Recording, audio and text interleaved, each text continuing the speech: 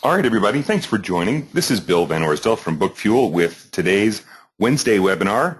Today we're going to tackle marketing your book, the pre-launch phase. I'll talk about phases and all of that as we go through today's presentation. Thanks again for joining.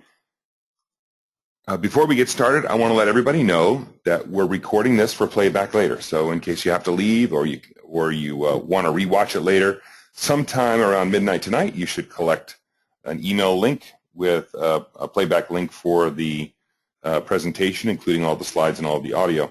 I am happy to send the slides to anyone who will send me an email. bill.vanors@bookfuel.com. It's very easy to package these up as a PDF, and I think that today's presentation is going to have a lot of links in it that you may want to capture, and the easiest way to do it is in a slide rather than scribbling down notes as we go. Quick checklist. Let's check our assumptions. Today, I'm assuming that you're treating publishing as a business. And, you know, it's funny, I was reading a blog article today that was talking about how the second job of a publisher is no longer your day job. The second job of a self-published author is no longer your day job. It's actually your marketing. So welcome to the second job of being a self-published author, that is marketing your book. I'm also assuming that you know your target market very, very well. You've defined them. You know whether your target readers are also your target buyers.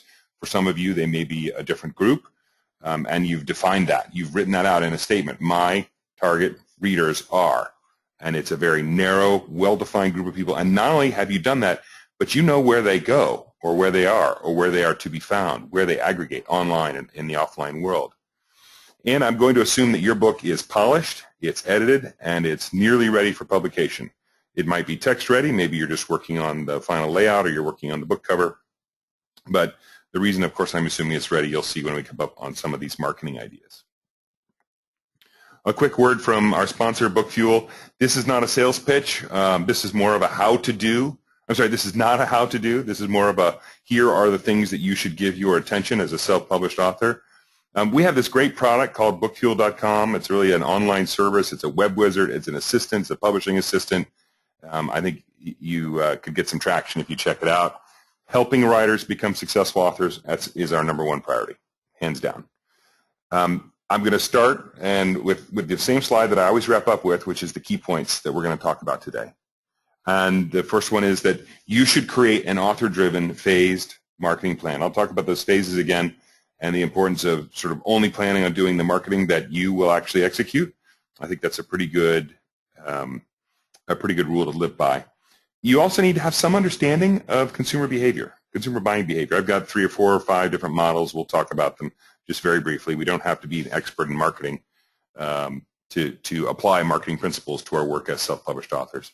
And then I'm going to give you a whole bunch of ideas about how to drive awareness during your pre-launch, how to prepare for interest during your pre-launch, how to get yourself ready for trial and evaluation during your post-launch, and of course pre-launch, and same thing's true for getting ready for the purchase phase, even during the purchase step, even during your pre-launch phase. I've also got a list of a couple slides worth of marketing tools that I think are worth investigating, some websites and programs you need to learn about right now, and then I'll close with a final word on how important it is to measure the effects of your marketing to know whether what you're doing is actually creating value for you as a self-published author. So I break self-publishing marketing into 3 phases. There's that period before your book is available for sale, and maybe even leaking into a little bit after it's up for sale but doesn't have more than a dozen reviews. I call all of that your pre-launch. You don't really have something to sell, or you have it up for sale and you're not certain you want to drive people to that conversion page, but this is kind of the warm-up. These are all the things you need to know, do, get started. Some of the things we're going to talk about require advanced scheduling, and then you've actually got the launch. This is when you're getting out of the pack of the 1,500 books that are launched every single day in the United States, trying to get yours to capture a little bit of the attention of the market out there. You've got a dozen or more reviews already before you're going to try and launch your book and start driving conversion traffic to your sales pages. And then the final stage is your post-launch. So you're away from the line, you're out of the pack, your book is up for sale in all the places where your distribution strategy says it should be, and you're trying to steadily climb yourself up in the Amazon sales rank and in the rankings of the other stores that are out there, so you can get yourself into the top 50,000 authors. Again, as I said before, only plan on doing the marketing activities that you will execute.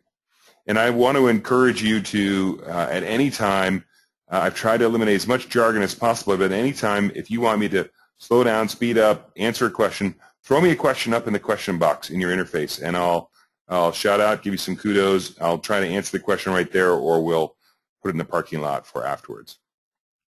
So I said before, there are a couple of different buying behavior models out there in the marketing world.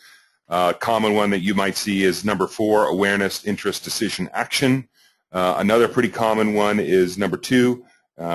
Consumers discover they have a need. They're hungry. They search the icebox for food. They evaluate which of the things in the icebox they want to eat, and then they choose one. Or they go down to the corner store and pick one because there was nothing in the icebox. And then how do they feel about it post-purchase? So there are a couple. They all are roughly follow the same kind of process. So I'm going to stick with number 5. It's the one I like the most. It's basically awareness. How does my target market become aware of my book, that my book exists, and that it might solve a need they have now or will have in the future? Once they're aware my book exists, how do I get them interested? How do I set the hook to get them to even consider my book, to evaluate and maybe even give my book or a chapter of it, or look at the reviews that others have written about it, to give it a chance?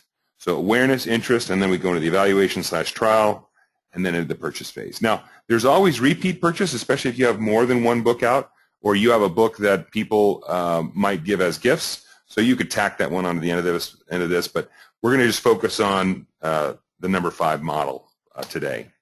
And so if you were to take those 3 phases, those 3 author phases, pre-launch, launch, and post-launch, and break it down into the 4 steps in the consumer buying behavior: awareness, interest, trial and evaluation, and then purchase, you'd see a 12-grid box like this. And a well thought out, a well organized marketing plan will have tactics that go into each one of these 12 blank boxes. So there might be 5 things I do for awareness in the pre-launch stage, then there might be 3 things, or there might be 11 things I do during the launch phase to increase awareness that my book is out there.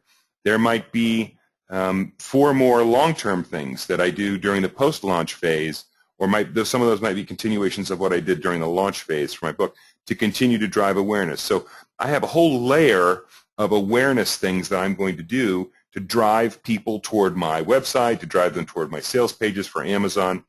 And then once they're there, I have another layer of things that I do to generate interest, to make sure that people, once I've gotten them to that page, that they don't bounce away, that they don't leave, that I set a hook. I tug on, usually, even for nonfiction books, I tug on their emotion, some kind of an emotion. And so, again, I would put tactics in the pre-launch phase bucket for interest, and then in the launch phase bucket, and the post-launch phase bucket. So you can see, even if you put just one thing in each of these 12 boxes, you're going to have 11 significant marketing activities, some of which might be free, some of which might be part of what you're already doing in the production phase, some of which might cost money. But you can already see that even if you have the most simple plan with one thing in each box, that's a dozen things that you're going to be doing to market your book. And by the way, there's probably, I've seen a couple of books on 1,001 things you can do to market your book. So, out there, the experts believe that there are probably realistically 200 things you can do to market a book. If you really want to expand it and go crazy, maybe say there's 1,000. And for your book, your individual book with your individual target market and your individual goals as a writer, out of those 200 things, maybe 100 of them would apply. And maybe your budget is capable for paying for only 20 of them. How do you pick the right 20 and put in these boxes? That's beyond the scope of what we're going to talk about today, but it's something you need to think about as an author. How do I whittle down all the tools that are available to me and concentrate on just the ones that are going to get me results that I can measure? So today, we're going to concentrate on the pre-launch phase. We're going to talk about the marketing stages of awareness, interest, trial evaluation, and purchase, and we'll talk about ideas, things you can do to fill in each of these 4 boxes. You may not want to do all 6 or 7 things in each of the boxes that I'm about to lay out. Again, only pick the marketing things that you want to do, but understand that this is the setup phase. This is where you're laying the marketing groundwork for the launch of your book. So you're getting ready for the launch phase. So let's talk about each one of these 7 ideas about how to generate awareness during your pre-launch. So remember, pre-launch, your book may not be finished, right? Hopefully your editing is done and your book is text perfect, but you may not have a cover done yet.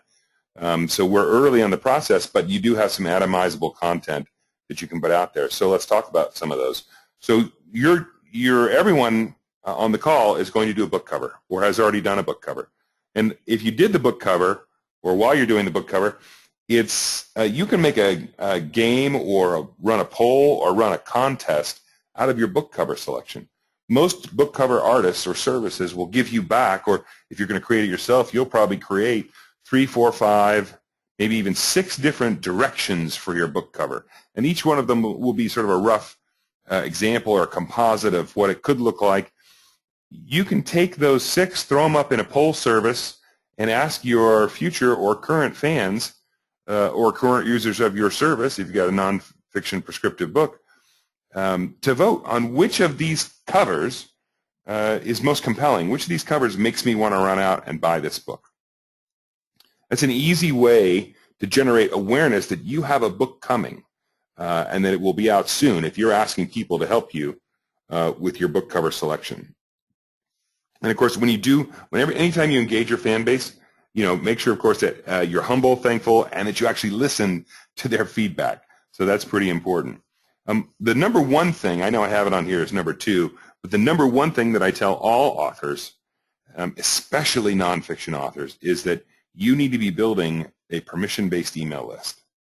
And you could be building this with free giveaways on your author anchor site, your author blog, on your Facebook page. You need to be creating a list of people who said to you, yes, you have my permission to email me when your book comes out, or when you have something exciting to tell me about your book, or when you want me to vote on your book cover, for example.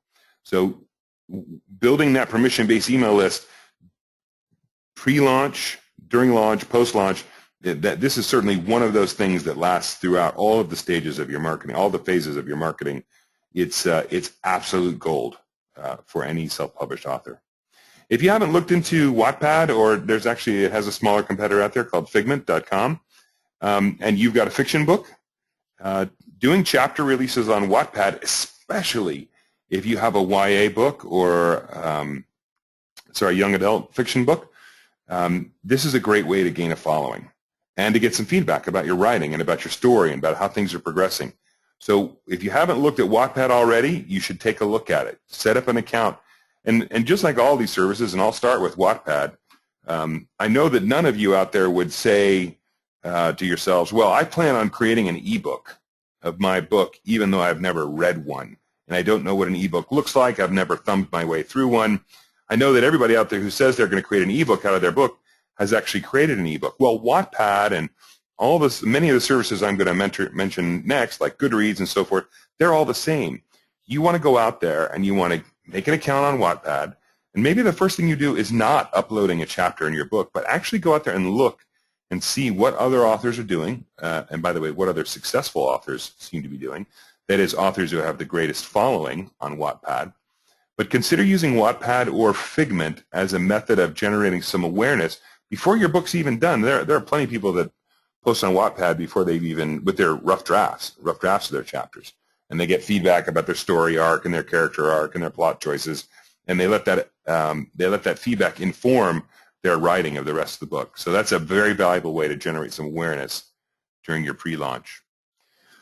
Also, you need to start posting comments to review blogs in your genre and community blogs in your target market. So I'm sure when you were doing the research to define your target market, you found that there are a half a dozen or a dozen or 2 dozen or 3 or 1 review blog out there that reviews books specifically in your genre. So it reviews romance books or science fiction books or books on weight loss or books on business success or memoirs. And you found this blog or these blogs or you found this community of professionals who all contribute to this same nonfiction space that you're writing in. So what I'm advising you to do here is go out and join those communities. Start participating, and by the way, when you join them, I'd say two things. First of all, you want to have an avatar or a posting name that references you as a real person. So Huggy Bear 256 is not a great username when you're posting on books about how to succeed in business, right? So think critically about what you do. Whenever I post, I always use either B Van Orsdel or Bill.Van Orsdel or Bill Van Orsdel all run together, because I intend to say nice, supportive, helpful things, and I want the people that run those blogs, that run those community blogs and run those review blogs to remember who I am. Because later, when I'm in my launch phase or my post-launch phase, and I come back with my book and I ask them if they would be kind enough to review it, they're going to remember that I've been in this community already for 6 months to a year, that I've been contributing, I've been saying nice things about other authors and about what the blog is doing. And so it's not like I join the community and the very first thing I say is, I've got a new book out, buy my book. JJ's got a question, says, is there a resource for finding the correct review blogs? And in this case, JJ says she's got one about mind, body, and spirit. So I know this is going to sound crazy, JJ, but there is a great resource, and it's just the clever way of doing searches in Google. So you're going to go in Google, and you're going to look up review blog, pick the name of your genre. So part of the research that you're doing when you go produce your book is to go pick what genre the 4 genres that your book is going to appear in the Amazon store. Go Google review blogs genre name to go find the right genres. And you don't have to sort of start participating in every one you find immediately. It's okay to lurk a little and read some back articles and see, is this reviewer friendly to your genre or not friendly to your genre before you begin participating. There's also another source out there. I'll take an action item to find it and hopefully add it to this presentation before it goes out, JJ. There is a specific blog ranking service out there. I can't remember the name of it. Someone in the audience might know, but yeah, there is also a service out there that for many of the mainstream commercial genres that sort of says, all right, here's a list of all the great genres in all the great blogs in your genre. So my point about here, number 4, is you want to join the community where you plan to begin marketing at launch way ahead of your launch and start making a footprint in there. And one of the things you're also going to want to do when you do that, I mentioned having a good screen name, so Bill.Van Orsdel or B Van Orsdel or Bill V, whatever it is. You're also going to want a professional sounding email. So, again, I'll make one up. Mama Bear 1952 at AOL.com is probably not the best email address for someone writing business books or writing, just about any kind of fiction. You want to go get a professional sounding email. There are a number of places to do it. If you have to do Gmail, that's okay. That's acceptable. But my guess is that when you created your author anchor website, which you should probably have already done before you finished your book, your hosting provider probably gave you the chance to have an email that you could put any name in front of @mywebsite.com, and you should do that. And again, that name should be your professional name as an author. If it has to be your pen name, then it has to be your pen name. That's fine as well. Similarly, when I talked about finding the communities where there are review blogs and community blogs, go join Goodreads. Start participating in Goodreads as a reader now. Goodreads has got a little bit of a mixed reputation for authors. There was, and there may still be, a community in Goodreads that is abusive to authors and that isn't well checked by the moderators in Goodreads. So you have to be very careful and understand sort of the rules of Goodreads. But if you join now and begin understanding, what are the good groups to join, how do authors successfully navigate their way around Goodreads, it can be a good resource for you. And it's almost certain that you're going to want to set up an author page on Goodreads the same way you set one up on Amazon. And so you need to understand how to construct that in a way that is going to be received well by the millions of users at Goodreads. During your pre-launch, you're also providing advanced review copies out to the potential suppliers of blurbs or reviews. So in your close personal network, you've got colleagues in the nonfiction world who practice in your space, or who have also written books in your space, and you'd like them to write your book and kindly bless you with a nice blurb. So you're going to package up an advanced reader copy, which is usually a PDF. You probably don't even have to have the cover if you don't want it. And you send that out, and you're asking for blurbs and reviews, so that when you get to the launch phase, you can add those blurbs and those reviews as appropriate, either on the front of your book, the back of your book, or the bottom of your long or short book description. Similarly, during this awareness phase, you're going to want to start to investigate BookBub and Free Booksy and Bargain Booksy. There are a number of similar paid and free services. Some are very genre focused, some are very broad, but with the ability to deliver genre targeted messages. So you want to go look at bookbub.com and find sites like it and understand what would it cost to get on BookBub, assuming they would accept my book, and what are their minimum requirements. BookBub actually they're the most successful service out there, and in fact, you should subscribe to BookBub today. It's free, and you go to BookBub and you tell it what genre you're interested in, and at the very least, you're going to tell it that you're interested in the genre that you write in, because you want to start receiving their daily emails. Even if you only take 5 seconds a day, look at the email, look at the books they're promoting, and look at the descriptions. It'll give you a good idea of how to use or how to prepare yourself to use this very valuable service when you get to your launch phase. Okay, any questions about awareness activities during pre-launch? These are some very basic ones. Do you have to do all of these? I'd say you probably want to do most of them. They're free. Let's see, all of these. Maybe providing ARCs might take a little bit of money to get someone to put together a book for you, but these are all free activities that you can do to get yourself prepared for some pretty strong awareness activities during your launch and post-launch phase. So let's talk about interest. Now remember, interest is setting the hook, finding the emotion and hitting that chord with your potential reader or your potential buyer. And there are a number of things you can do here. The first thing I would do is you need to inventory your social media presence. Where are you? Where are you not? And is there a reason for that? And I'm not talking only about your social media presence in the social media that you own. So, technically, if you will, you own your Facebook page, your LinkedIn profile, you own your Twitter handle, you own your, right?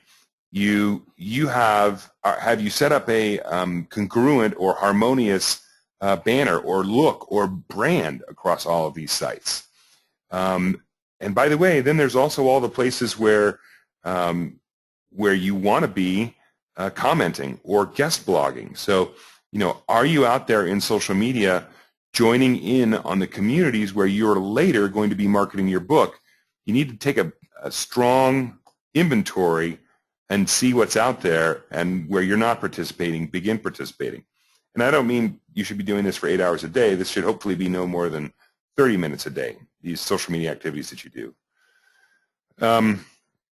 I mentioned before getting a professional sounding email address. I think that's pretty important. Making sure your social media tags are all congruent. So, your Facebook page, your Twitter handle, all have the same or nearly the same handle, social media handle, so that you can start building your brand as an author. And if you haven't, you must start building and promoting and constructing your anchor site right now. And what's an anchor site? An anchor site is www.billvanorsdel.com or billvanorsdelauthor.com, or it's the name of my series, or it's the name of my main character, or it's the name of my publishing company that I publish all my books under. But it is a site whose URL I own. So it is not billvanorsdel.wordpress.com, because I don't own WordPress. I don't get to decide whether ads get shown on WordPress or not. I'll give you later a couple of excellent sites that can help you construct an anchor site and host it and make it look extraordinarily professional and still let you own it. And you're going to, on your anchor site, to generate interest around your book, you're going to start atomizing the content from your book. So whether it's fiction or nonfiction, you're going to take chapters, or you're going to take tips and tricks, or you're going to take the best of, or some cliffhangers, or some character studies, or chapter. You're going to take, let's say you got a fiction book, you're going to take chapters that that you edited out of the book because the book was too long, but you still thought that the chapter was very interesting, and you're going to put those up on your anchor site. You put your character studies up on your anchor site. Put your research up on your anchor site. The idea is to start populating your anchor site now with reasons for people who become aware that you've got a book coming out to get interested in your book. And of course, as soon as your book cover is done, you want to put that up on your anchor site with a little coming soon blurb. And by the way, just if you haven't done it already, when you decide to create your anchor site, make sure you're using a responsive design. And responsive design is the current techie code phrase for it looks good on smaller screen mobile devices.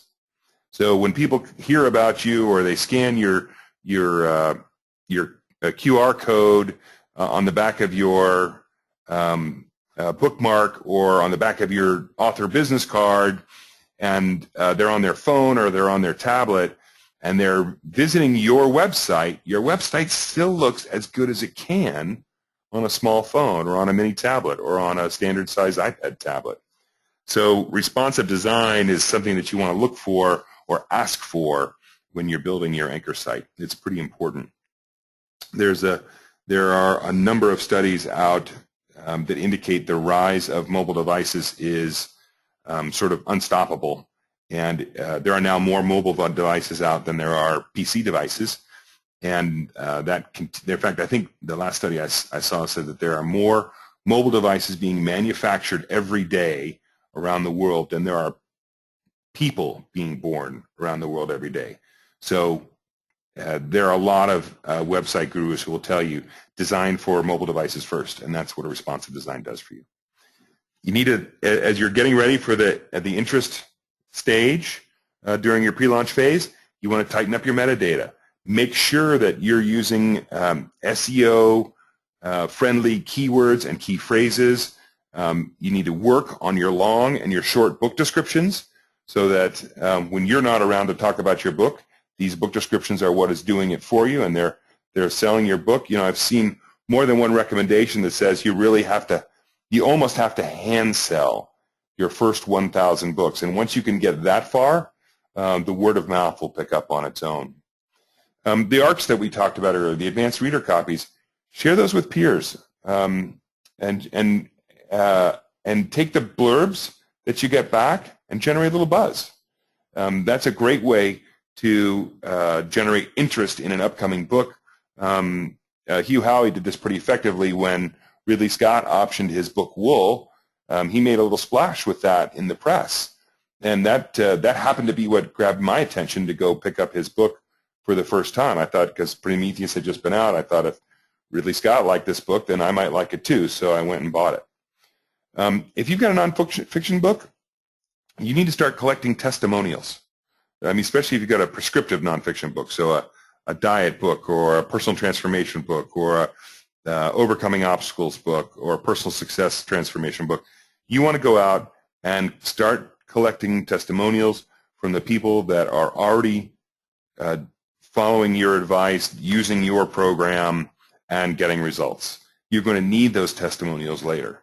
And then another thing you can do to build interest during your pre-launch is build a Pinterest board with images from your book research. So, you know, maybe you, as a writer, when you're creating your book, you have different images of what your protagonists and your antagonists and your supporting characters look like, or what the scenes look like, or what the world looks like. Maybe for your nonfiction book, similarly, you've got images that really drive home certain points in your book. And to help keep them forefront in your mind during your writing, you created a Pinterest board. If you're not familiar with what Pinterest is, you need to go out there and create an account. Again, hopefully using the same social media, congruent social media handle that you're using everywhere else. And you start using that book to gain followers. And then that's a way that you can then later also, once you launch, let people know that your book's out. Show them the book cover. Okay, any questions about generating interest during this pre-launch phase? It's pretty quiet. Is there anybody still out there? Somebody just throw me a question so I feel like I still have the audio on. I appreciate it. All right, let's move on. All right, trial and evaluation during pre-launch. So with a book, it's pretty, thanks, Christine. Hey, it's good to see you, Christine. Thanks for coming. So trial and evaluation during pre-launch. So, you know, think about the way you typically used to buy books. Say 10 years ago, you'd walk into a bookstore, you'd go to the rack, you'd pick one up, you'd read the first few pages, you'd flip it over, you'd look at the back cover. These are the kinds of things that we need to prepare for when we're in the pre-launch phase, preparing for the trial and evaluation stage. So the first thing I tell all the authors I work with is you need a list of about 400 potential reviewers. And so maybe 50, maybe on the outside 80 of those reviewers, if this is your first book, might be friends and family, some of whom like your genre or your subject area, some of whom have a need or have an interest in your nonfiction book or not.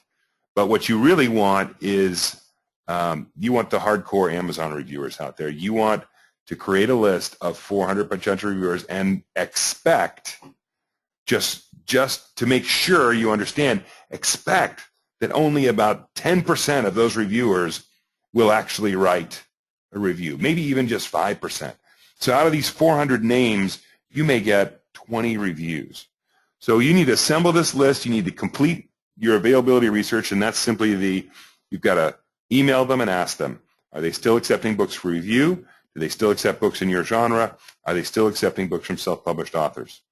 And then you've got an ask email, right? It's the humble, thank you very much for even considering reviewing my book. I would be more than pleased to send you a copy if you think you might have time to review it. Please tell me your preferred format, and I'll get it out the door right away.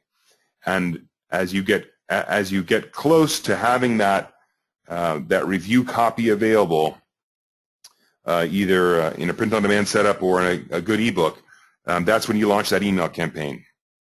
And you send out those 400 emails or fill out those boxes on all of those book review blogs and get your reviewers working for you so that the reviews can begin pouring into your Amazon and into other sites. You want to also package up a book sample. So it might be your first act. It might be the inciting incident. It might be your first chapter. It might be the first 20% of your book. Put together a book sample that someone doesn't have to stay on your website to consume. And JJ's got a question. It says, can't you just send them your ebook in the query email to reviewer? JJ, you can, but that does make the assumption that they want to read it as an ebook, and they may actually want to read your book as a print book, which there'll be some cost to that, to you, right? Because your review copies are always going to be free. That's just what professional publishers do. You can, of course, just attach it to the query, but I would recommend that you don't, because even if all they have to do is reply one word back to your query email and say yes, then yes, dash Mobi, yes, dash EPUB, yes, dash PDF, yes, dash print, here's my mailing address. What you've then gotten them to do, JJ, is to signal an investment, that they've actually invested some time in requesting your book. Now, that still doesn't mean there was just a great article about this as well, though. You haven't set up a contract with your reviewers by sending them a review copy. Even if it costs you money, reviewers, things happen, and their plate gets full, and you may send out of the 400 potential reviewers, you may send out 100 copies and still only get 20 reviews. And don't feel like those 80 other people have cheated you. It's just the way the industry works, because for so long, traditional publishers, every time they launch a book, they'll send out 1,000 free copies to book reviewers everywhere. And any book reviewer will tell you, yeah, we used to get 2 boxes every single day of books unsolicited that reviewers were asking us to review in our newspaper or in our periodical publication. And so by asking them to ping you back with a yes or an address, you're actually getting a little bit of investment, which I think is a good practice. Start to understand how giveaway campaigns work on Goodreads. You're not ready to launch one, or you may not be ready to launch one yet, but a giveaway campaign is a good way to start generating some interest on Goodreads, and it's a pretty well-accepted way to do it. Goodreads has a couple of tools designed for authors, and that's probably the best one that they've got. If you've got a nonfiction book, and even if you've got a fiction book, you want to start to build out your media or your press kit to post on your anchor site. And so that's going to have your book launch press release. It's going to have a couple of different headshots of you. It's what the media will use if they want to promote your book without ever having to contact you and find you. It's stuff that you wouldn't feel bad if it got out there. Also, consider doing a little research and find another, it could be self-published author, it could be traditional published author, but self-published is probably the best one. Find another author in your genre and suggest a chapter swap. So at the end of your book, make sure it's a book, make sure the author has written a book that you liked and that you would feel okay promoting, and suggest to that author, hey, how about if I put the first couple of chapters of the first chapter of your book at the end of my book as a method for promoting it every time I sell one of my books, and you do the same. You put my hard-hitting, fantastic first chapter that really grabs the readers by the seat of their pants at the end of your book with, of course, a link on how to find my book online and buy it. It's a great way to sort of capitalize on the marketing work that other people are doing, really at very little cost to you.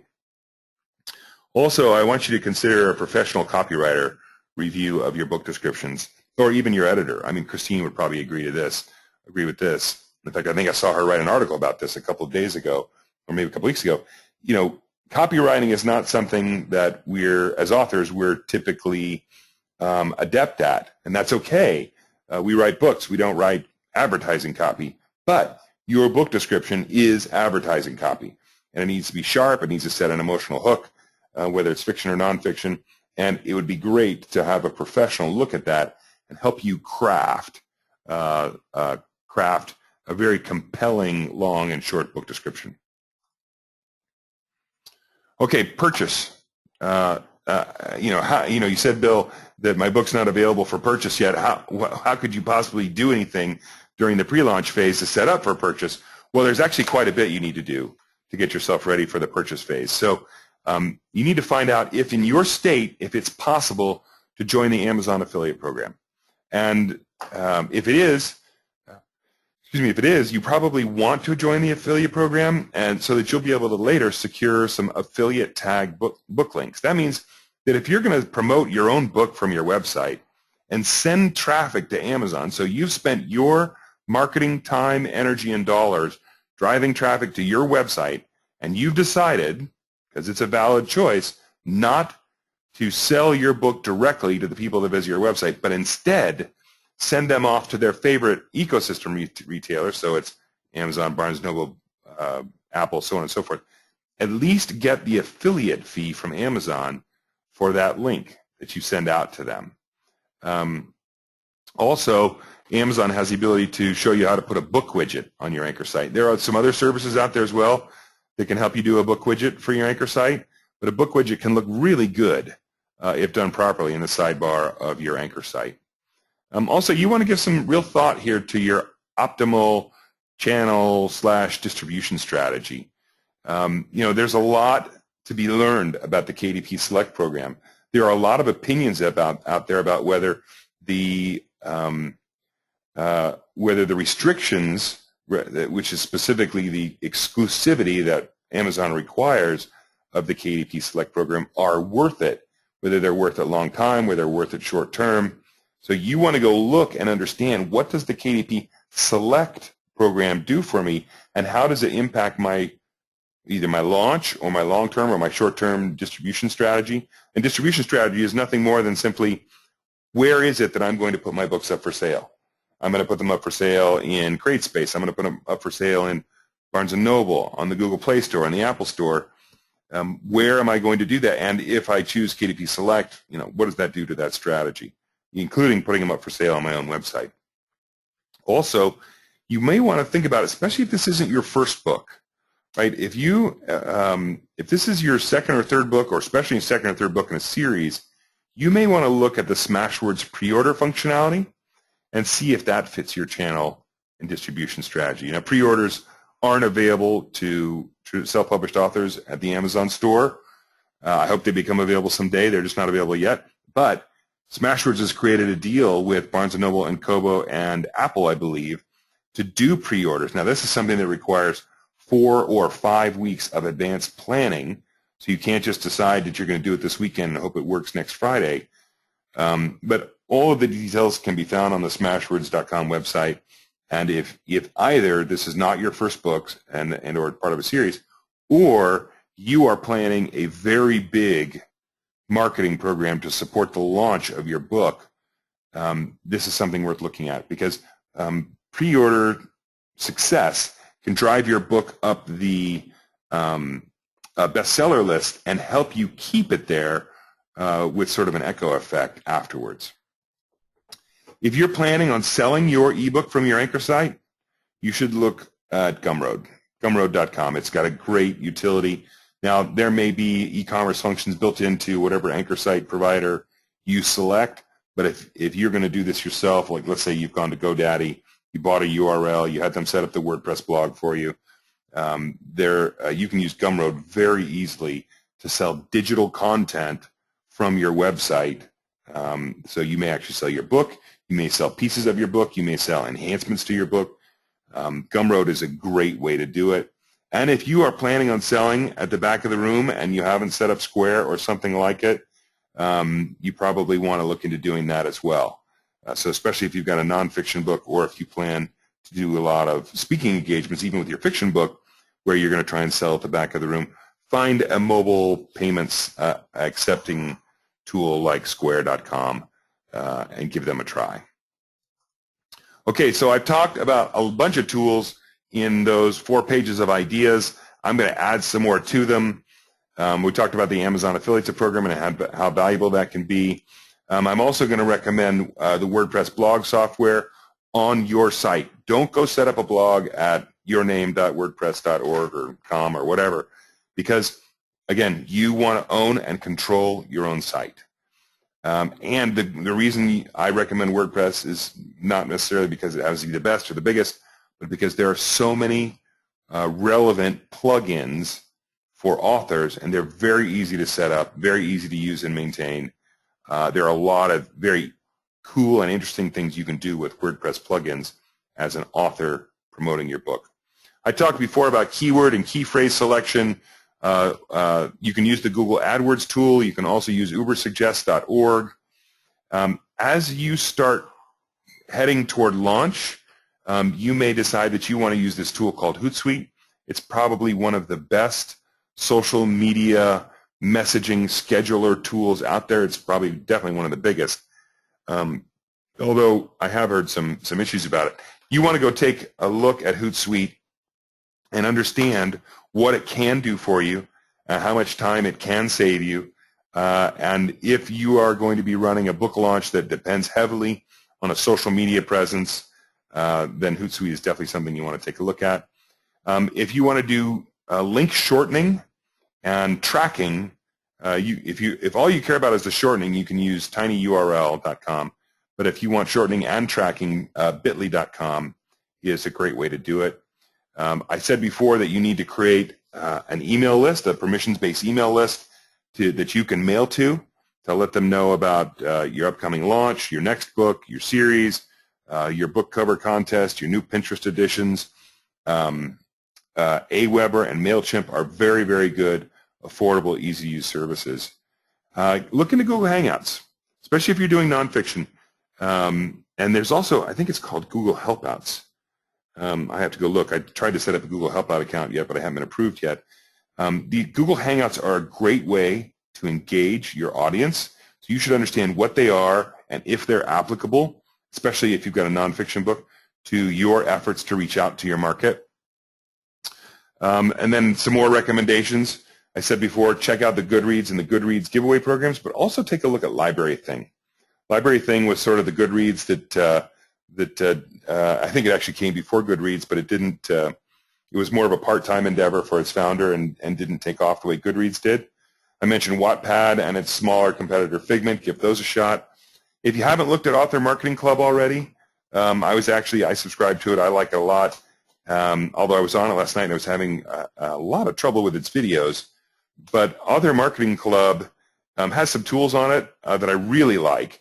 Probably the most super valuable tool on Author Marketing Club is their Review Grabber tool.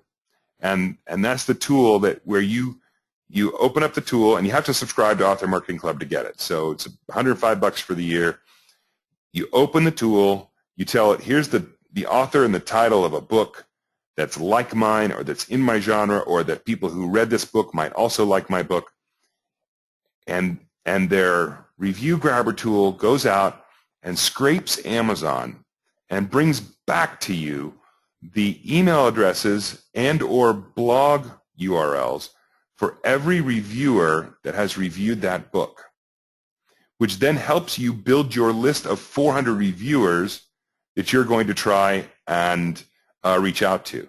I don't, short of endless days of hunting and pecking and clicking on the Amazon website, I don't know of another tool that's better than the Review Grabber tool at authormarketingclub.com. I'm frankly kind of envious of it.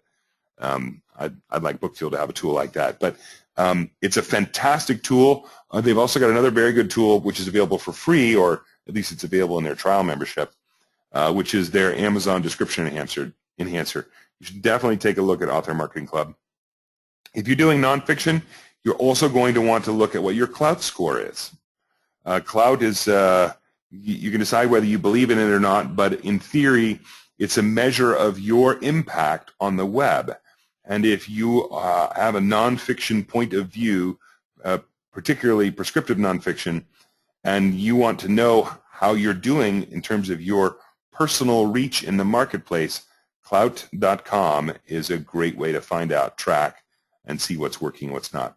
I mentioned before about author anchor sites. If you don't have one already that you control, that you own, Section 101 and Squarespace.com are two pretty good services. I think you've got to you want to carefully examine their FAQs and all of the stuff that comes with their services, but they're very comprehensive. Of course, when you go look at them, make sure that you can always take your stuff with you, or that they can build it on your unique URL. You don't have to use one of theirs. But take a look at those two services. I especially like the folks at Section 101. I think that they're really out to help authors, artists, musicians, and it shows in the design of their websites. I talked about BookBub. If nothing else, go look at BookBub so you can understand what their minimum requirements are to be listed. I would guarantee you as a self-published author, especially if you're doing what they call commercial fiction or genre fiction, that you are going to want to take a run at a BookBub listing, and you need to understand how that works and what that costs. I talked earlier about Gumroad and Square. Those are for online and offline sales, payment collection, respectively. There's also another service out there that looks pretty decent. It's called mybooktable.com. I don't have any authors that have used that one yet, but it does look like it's got some potential. One of the things you also want to investigate is Google authorship. So if you haven't already figured out how to start tagging all of the content that you are generating for the web using the Google authorship program, you want to do that, because one of the things I might have skipped over in my earlier advice was, you want to go see what when you put your author name or pen name into Google for organic search and Bing, you want to know, do you even rank on the first page? Right? Google authorship is a method to help you show up in the organic rankings and to get credit, if you will, for all the great content that you're creating on the web. Google, the search engine, is all about content. It's not so much about authority anymore, although it's very much about authority and content. I shouldn't say it like that. It's not so much about linking and who links to you. It's much more about content and authority. And so their authorship program is a great way to understand that. If you've got nonfiction, go get yourself set up on helpareporter.com. These are called Heroes. help a reporter out. So that you never know when lightning might strike, and some reporter wants to call you for an for an article or for an interview or for a television appearance. One thing that's going to be critical whether you're in pre-launch, launch, or post-launch is you want to measure the marketing that you're doing. That's one of the reasons that I like bitly.com is that it'll allow you to track track clicks. So every time someone uses one of your Bitly links, you can see how many times it works. So, for example, if you do a guest blog post and you want to put a shortened link to your back to your book, using Bitly can tell you, okay, well that guest blog post got me 0 clicks, but this guest blog post got me 100 clicks. So I either want to keep writing about that topic or keep writing on that blog. Check your Facebook likes. Almost every author is going to create a Facebook page for their book, rather than their personal. They're going to create a corporate one, and track your Facebook likes on a daily basis. If you're going to invest in Wattpad or Figment, track your followers. Know what's happening in terms of your increased footprint on Wattpad. And of course, as long as we're talking about tracking your follows, find out what's going on in your blog, on Twitter, on Pinterest, on Facebook, LinkedIn, Google+, and email subscriptions, right? So you're collecting on your anchor site email names from people that want to hear about your next book. How many of those are you getting every day? How many are you getting every week? How many visits are you getting to your blog?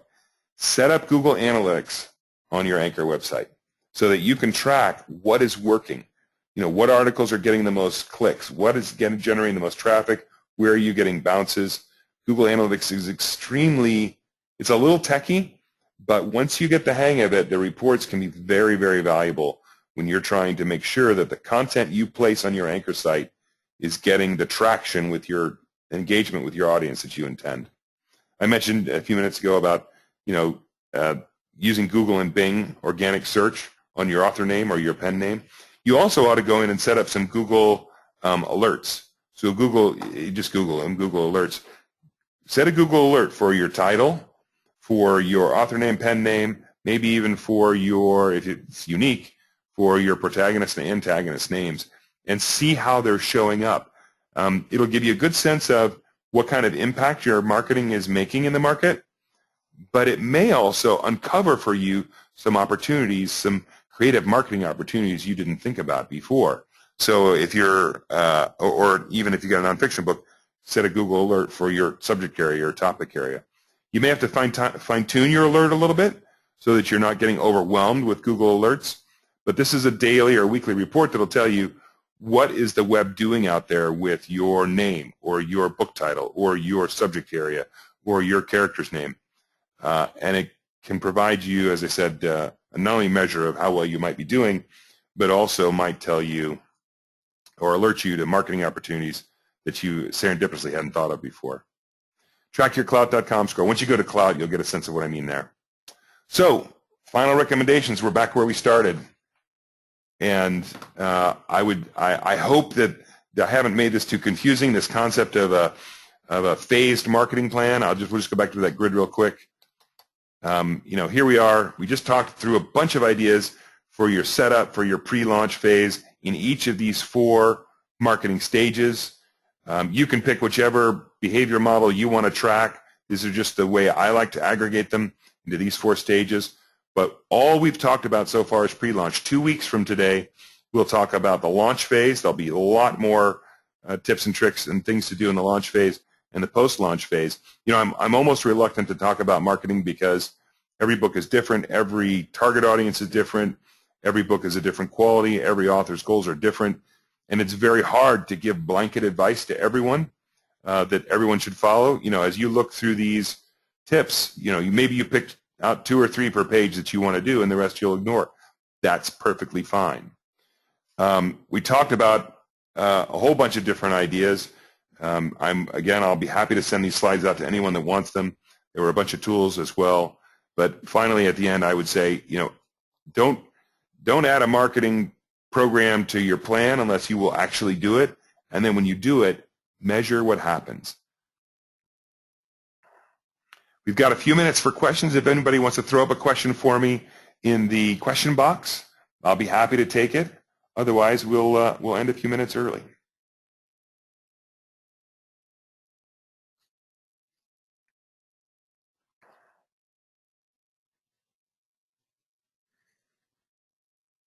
All right, everybody. Thanks for joining again today. I appreciate it, and have a great rest of the day.